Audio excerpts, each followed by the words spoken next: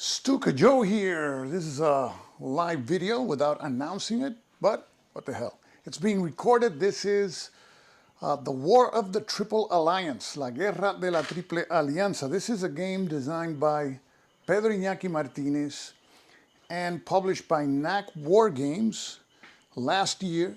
That's in Spain, and we will be taking a look at the game. I want to check one thing before, and let's see if this thing is live or not.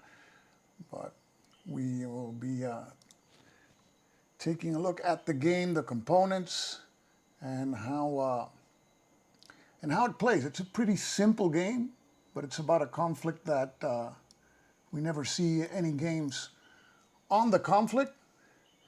So let's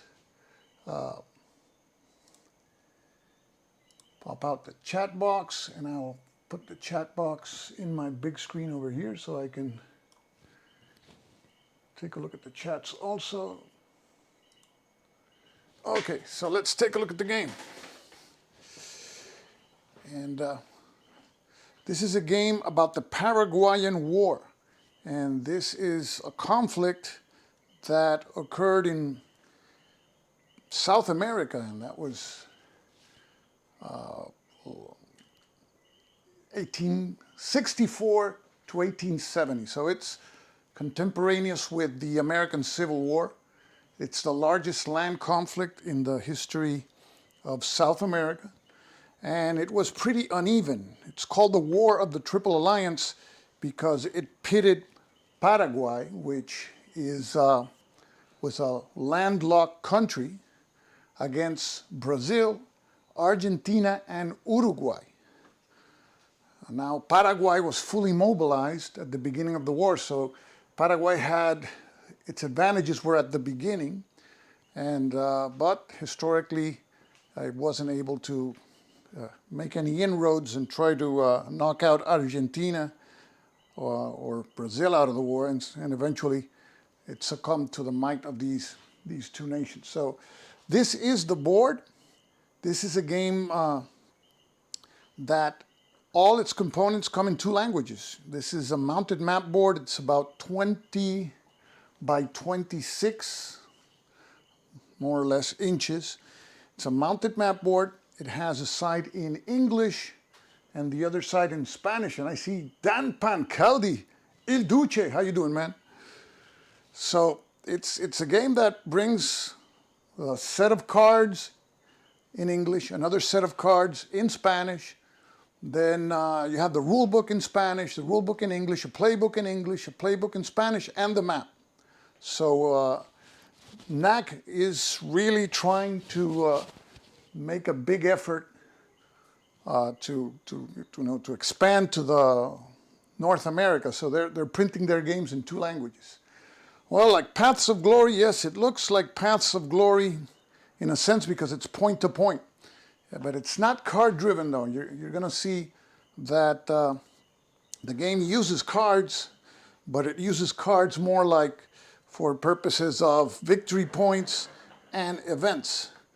And so let's take a look at the components here. You have a map, and I have the game set up to begin with. It's only one scenario, and let's take a look at the forces on the map. The map, before I continue, the real campaign took place in an area that is more elongated than what you see here. The designer compressed the area on the map, otherwise you would have a long rectangular shaped map. So to make it easier, hey, we got Padriak Burke, how you doing? To make it easier and more manageable, the designer compressed the area of the map. So let's take a look at the situation on the map because it's pretty interesting. And let's take a look first at Paraguay. Paraguay has those red spaces that you see there. Those in red tint are Paraguayan spaces. And the units of Paraguay are in red. Now in this game, you're going to see that units have just one number, and that is their combat rating. So let's take a closer look at the types of units that we can encounter in this game here. You're going to see there's going to be infantry as well as cavalry units, and they have just one side that is the full strength side, and the other side is the reduced strength side.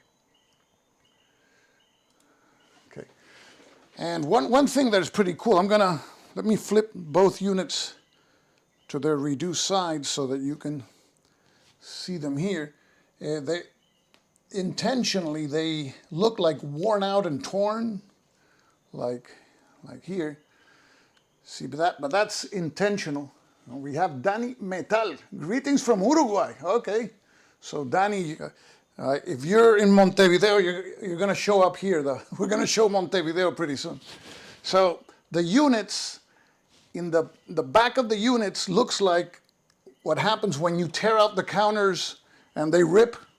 But it's not. It's intentional. It has this worn out effect. I like it. So, but this is when the units are reduced, and at the beginning of the game, well, the units begin with their full strengths. So here we have the situation in Paraguay is that you have Asunción is the capital, and in this game, the important spaces are those that, we got somebody from Paraguay too, Luis Cristiano. Nice to see you, Luis. And in this game, the important spaces are what is called strategic spaces. And those are denoted by, it's a gold coloring that you can barely see there, but also by the caps, the capital letters. So you see Asunción is in capital letters, that's Paraguay's capital. And you see there, let's take a closer look at the space in Paraguay specifically. So you see that it has the picture of like 3 cards. And we got Fast Heinz. How you doing, man?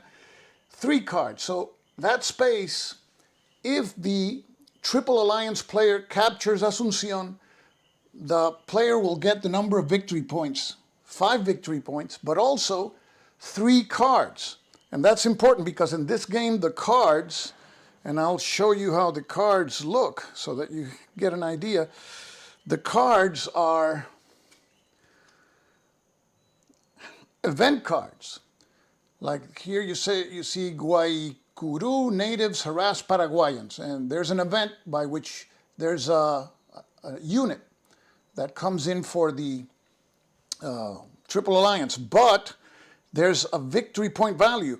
So in this game, whenever any player receives a card, you score at the end of your turn the number of victory points there. And at the end of the turn, in the maintenance phase, it is when you decide of the cards that you have, let's say you have 4 cards, then you decide which card, just one card, you will affect the event. So you can only choose one event from all your cards at the end of the turn to affect the event. But that is how the cards work in this game. They provide victory points and they provide also events. So let's get back here. We're here back in Paraguay. And Asunción is the capital there. And you see there Cerro León, another strategic space. Strategic spaces are important because you receive reinforcements in those spaces, and also you can bring reduced strength units to full strength in those spaces. So sometimes when your units are reduced or beaten, you have to pull them back to one of these spaces. And Paraguay has only 2 strategic spaces, Asunción and Cerro León. It doesn't have any others. Now Paraguay is landlocked, and it has a lot of troubles in this game. There's various fronts. Let's take a look at the front it has with the Brazilians.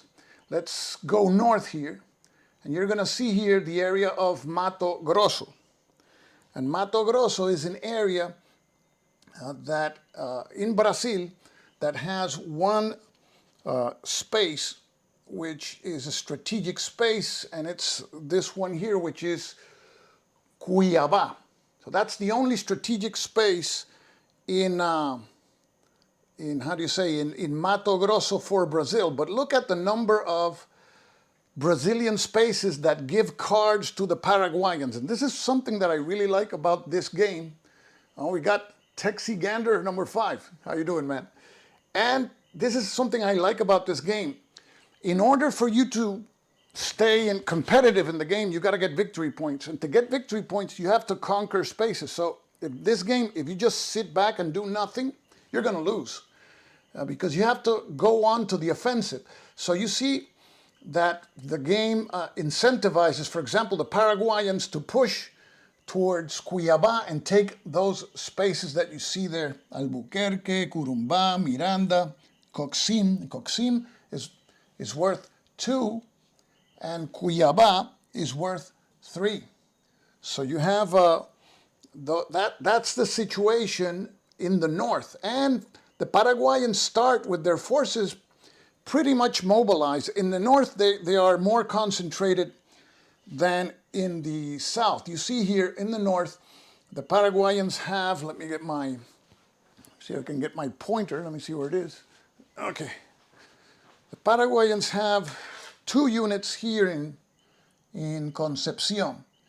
And they have a cavalry unit here and another unit here in Cerro Cora. So they are pretty much, they're better concentrated than the Brazilians. The Brazilians just have 3 units, 2 weak units here, and Cuiabá. So that's an area that, as a Paraguayan player, you may want to go and try to knock out the Brazilians, at least in Cuiabá, knock them out. Now, that is the northern front for Paraguay. Paraguay has various fronts, as I stated before, and the other fronts we will take a look at now. There's another front they're going to have with Brazil down here in Rio Grande do Sul. And this is an area where the Paraguayans also begin with an army. And let's take a look at the army there. And this is an area that also has a little bit of Argentinian territory. You see there that the Paraguayans have an army here at Encarnacion, and in this game, stacking is up to 6 units in a space. The Paraguayans there have 4 units, and that's a total strength of 9. So it's a pretty significant army.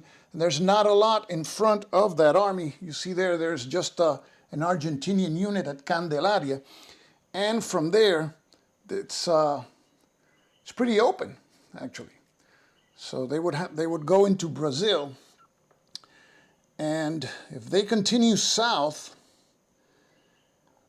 the one way that the Paraguayans win is if they capture one of the strategic areas of the Triple Alliance. So if they capture Porto Alegre or Rio Grande, they win the game.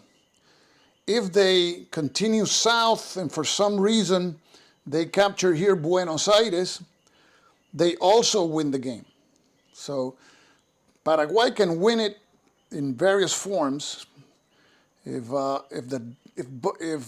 they conquer any of those strategic spaces, they win the game. Cuiabá, which is the one that we saw in the north, is the exception. If they capture that space, they don't win the game. They have to capture either Porto Alegre, Rio Grande, or Buenos Aires. Now, there's ways that Paraguay can lose the game, and they don't have to do with cities. Paraguay has the leader, the maximum leader is their president, Solano Lopez. We'll take a closer look at him, because in this game, leaders are represented in a way here. You can only attack with units that have leaders. And you got to be very careful, because if you lose your leaders, you can't attack anymore in the game. And here we see, for example, the 3 leaders for the Paraguayan side. We have Solano Lopez, we have Caballero, and Estigarribia.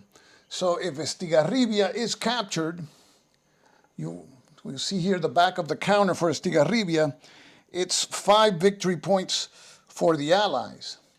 If Caballero is captured, in that case it's 3 victory points for the Allies.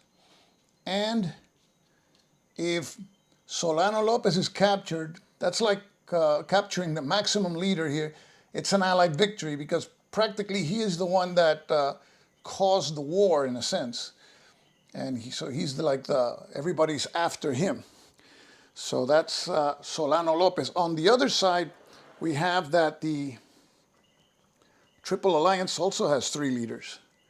So in this case, we have Osorio, which is 3 victory points if captured by Paraguay. We have Caxias here, 5 victory points. And Mitre, which is the Argentinian leader, if he's captured, Argentina abandons the war. Okay, so those are the 3 leaders from each side, and you have to use a leader to attack in this game, which we're going to see later how that works. Now, what's the situation when the war begins? What is the situation here? Well, the thing is that the war begins with Brazil invading Uruguay, and there's actually a card in this game.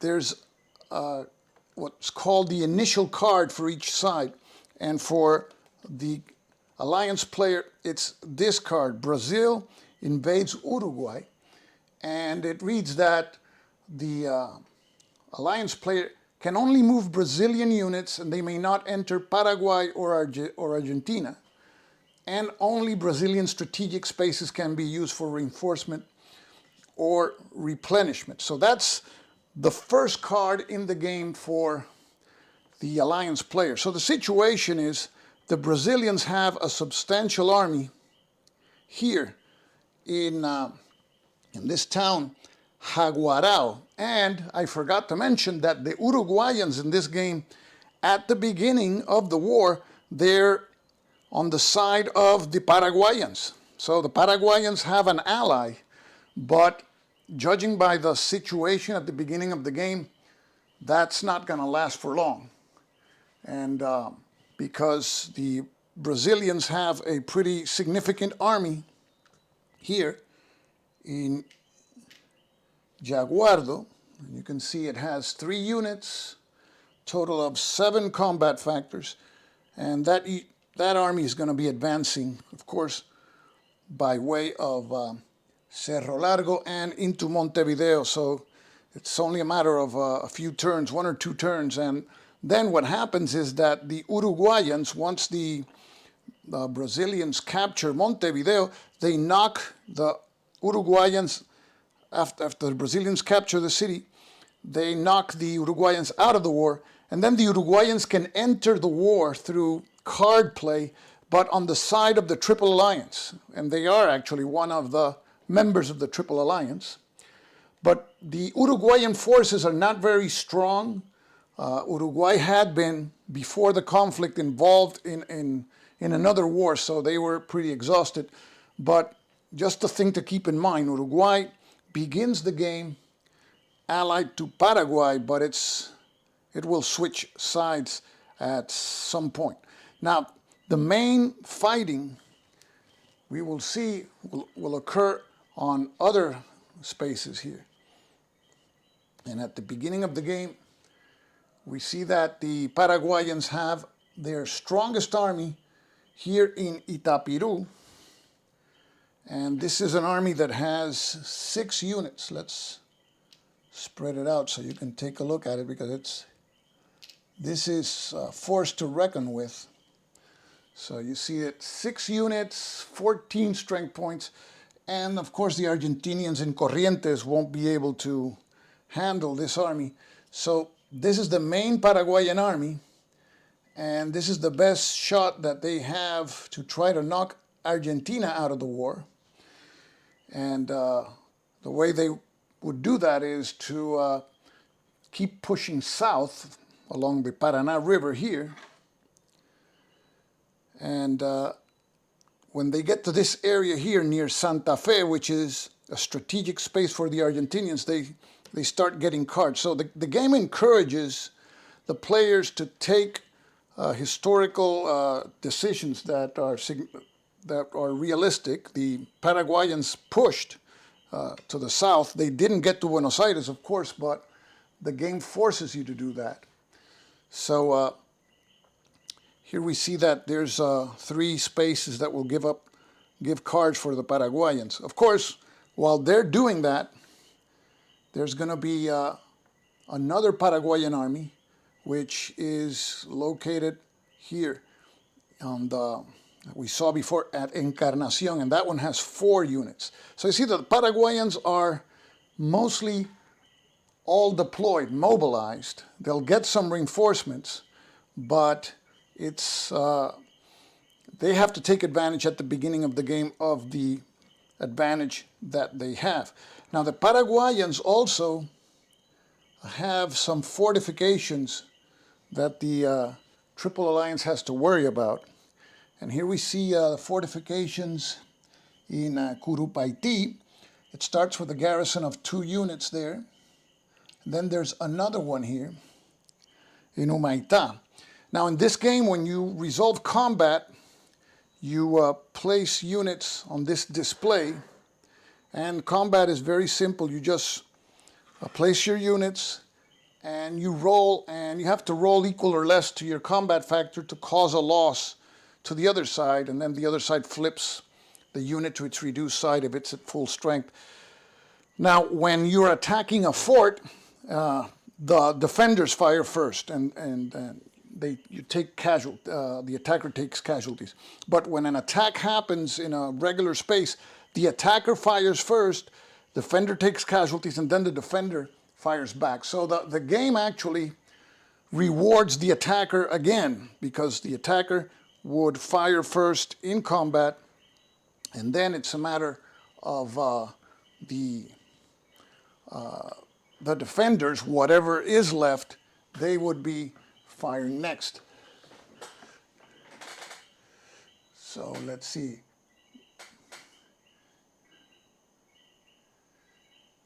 Okay. So the game has 4 phases. Let's take a look at the phases and what happens in each of the phases. Okay. Here we see the phases. The first phase is the transport phase. In this game, rivers are very important. The way the terrain is laid out, there's well, we can say 2 very important rivers. You have the Paraná River here, that goes this way here, and this is the Uruguay River. Now, you can move an unlimited number of areas using transport, and that would be naval transport. So rivers are an important way of moving around in the game, but only through these types of rivers. These are called main river lines. If we take a closer look at the connections here in the spaces, you'll see that there's main river lines here, and there's also minor river lines here. Okay, these you can move tactically, or during the movement phase you can move along these lines, but in the transport phase it's over main river lines or coastal areas. So it's like a strategic movement phase, and units that move using this type of river or coastal movement cannot move in the movement phase. So after we have the transport phase, then we have the movement phase, and you move any and all units. And you got Tony's board life. How you doing, Tony? And we move all units that didn't move in the transport phase, then you move them in the movement phase. And then you have the combat phase, and combat is peculiar in this game because you can only enter an enemy space to attack, and then you have to have a leader in the attack. So let's say, for example, that it's Paraguay's turn here, right? And they want to move that army at Encarnacion. And, oops, sorry about that. Okay, so they're going to move that army. So during the movement phase, they move it into Encarnacion, right? The army moves there, but now you have to place a leader there. And in this game, you could move the leader from the leader's box to that space, or from any other space to that space. So in those terms, the game is very flexible. But let's say we want to move a leader from the leader's box, so we'll take Caballero here. And they don't have any combat rating or anything, the leaders. It's just that they enable combat, and we place the leader here with the force. And then in the combat phase, we would resolve the attack. Now that attack would be a very one-sided attack. So I'm not going to show an example with that particular attack in mind, because that's going to be a bloody mess there. We'll do an example with some other unit. So let's place it back where it is here.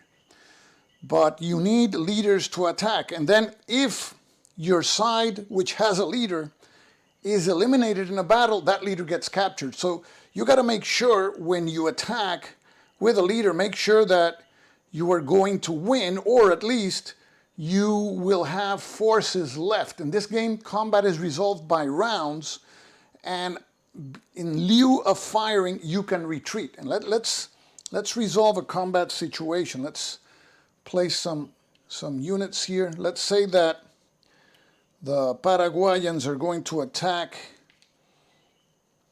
in this area here. You have the big Paraguayan army with 6 units is going to attack here Corrientes, right? So we move it into the space there, and now we have to add a leader, so we'll add Caballero. Okay, so now we move all these units to the display board, display battlefield, okay? So here we have the display battlefield, and I think, yes, the defenders set up first. So defender will put that number 2 unit up there. They set up like this, okay? And now the attacker sets up, and the attacker matches the units. So let's say this is my best unit. Sometimes you don't want your best unit to get hit, and so let's say for the cavalry, I'll assign that unit. I'll go here, here, and I got 2 units left here. Because I have 2 units left as the Paraguayan, I can assign them to different, to other units, to attack other units. So I can see how the combat goes, and then they can be designated. So that's an advantage of having more units. So in this case, there's no terrain modification, or maybe there is. Just a second. I think there is, yes, because this attack was made from Itapiru into Corrientes, which is a river area. And in those cases, if attacking units enter the target space via blue line, then the attack is considered to be a river crossing. Okay, so the Argentinians have it's a river crossing. So we're going to use this marker here. And this is, let me see, this is in the side in Spanish. You see, main river here. So let's, and the board has a space here to remind us where to put that. So we'll place the marker here, main river. And I believe that the Argentines will fire first. So just to make sure.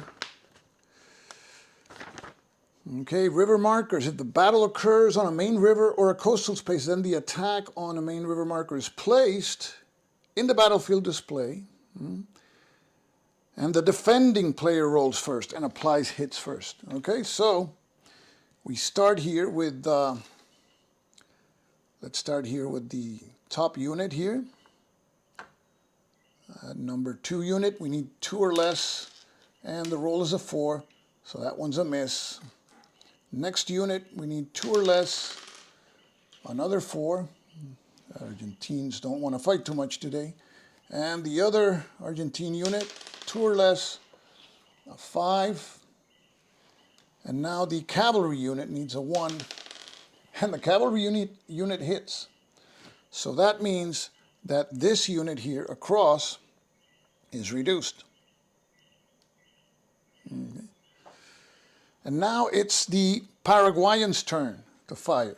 So start with the top unit, 2 or less, that's a 3, that's a miss.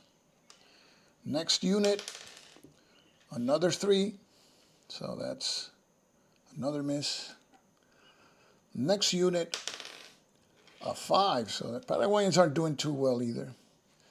Then we have the one that got reduced, needs a 1 and a 3, so the Paraguayans are doing very poorly. So now they have the advantage here. So now this unit will fire at their top unit, and their second unit will fire at their second unit. So let's go with the next unit, 3 or less, and that's a 4. And the next roll is a 2, so finally we got a hit here. Okay, so that's the end of that round of combat, and now the Argentines have to decide if they're going to stay or they're going to leave, because they may not survive another round, and there's not going to be anything stopping them. I bet you guys would prefer them to stay to see another round of combat, I suppose. So let's roll a die. Because discretion is the better part of valor, on a 1 to 4, they leave. On a 5 to 6, they stay. So let's see how that comes out. Okay, 1, they leave. Okay, so they retreat. So we place the Argentinian units, and the battle was in Corrientes, right? And let's place the Paraguayans, who only took 1 hit. And the Paraguayans are with the leader. The leader stays there for now. And we place them here. We have the leader here. And the Argentines, they retreat into Riachuelo, right? Okay. Okay. And now that space that the Paraguayans are going to win, which is Corrientes, has a card symbol. So they occupy the space, and now we take a card from the deck, and let's take a look at the card, and that's going to be a card that they, at the end of the turn, they can add the victory points or affect the events. Native Uprising. The Paraguayan player places the Envilla special unit on any empty space in Mato Grosso. That is, if we select this card at the end of the turn as our event card for the Paraguayans. But in any event, this card, unless we lose it at the end of the turn, is going to give the Paraguayans 1 victory point. So we place it here. And of course, the Paraguayans just moved that army, but they may have a battle with some other army in which they may also gain another card. Let's say that they won another battle with another army, and they get this card, War Atrocity. Allied player loses 2 victory points, and this is worth 1 victory point. So let's say that at the end of the turn, they have these 3 cards that we see here. Then they have to choose one for the event. Have these 3 cards. So let's say they choose this one to take 2 victory points from the Allied player. So the Allied player reduces his victory point scored by 2. That's the event. And in any event, you add up all 3 victory points for the cards here. So the Paraguayans would win 3 victory points. And now these cards go to the discard pile. So you don't fill your hand with cards. If you want cards, you have to practically, no, at the end of the turn you get one card. You always receive one card. One card and then the other cards that you obtain by conquest. So if you do nothing, you're going to receive one card. But the game obviously encourages you to try to get as many cards as you can by attacking. And you see here all the spaces that have blue cards for the Alliance player.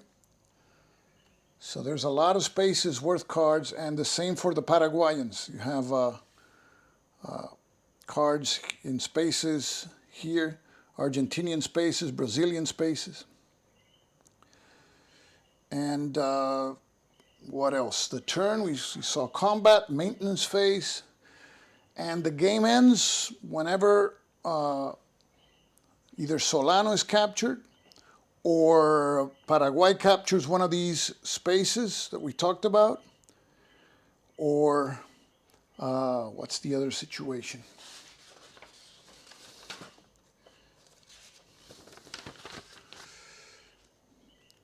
Or Paraguay has lost its 5th capital. That's during the game. Solano kept moving his capital. The capital is Asunción, but let's say that if Asunción falls to the Allies, then the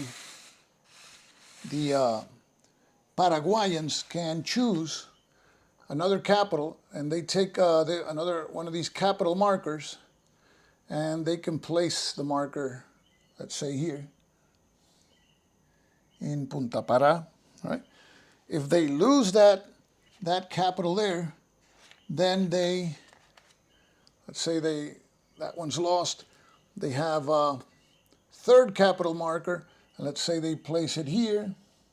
If they lose the 3rd capital marker, then you can place the 4th capital marker, which is this one. If you lose the 4th capital, you can place the 5th capital marker. And if you lose the 5th capital marker, then you lost the game as a Paraguayan player. So that's in case you're the Allied player, you want to push into Asunción, believing, oh, I captured Asunción and that's it. No, they can move the capital around. Of course, they have to place that capital marker in a friendly space. So the map may be shrinking. So let's say that the game doesn't end that way, nor it ends by a conquest of any of these strategic spaces, or Buenos Aires, or Solano was not captured. Then it is decided by victory points when these cards run out. These cards run out on any of the player's side, then it is decided by victory points. And we have New York Raider fan. How you doing? And LBW Strategy. Never seen a live one. No, I don't do a lot of these. I'm doing one today because I wanted to play this game and I just wanted to show it around a little bit. But I think I'm gonna close the video for today. This one, just to give you an idea of this game. It's a really nice looking game. It plays in 2 hours, maybe 2 hours and a half. It's a fast playing game. A game on a topic that there's not a lot of games. I know there's a game by Strategy and Tactics that has the same name, The War of the Triple Alliance, by Javier Romero, a Spanish designer. This one is designed by Pedro Iñaki Martínez, also a Spanish designer who I met at the 5th Bellotacon. And it looks very nice. I know that NAC Wargames is working on getting distribution in the United States. So as soon as I have information as to where people can get the games by NAC, I'll let you know. NAC has done some really nice games, and the ones that are coming in the pipeline look very nice also. So this one is The War of the Triple Alliance by NAC Wargames, 2-player game.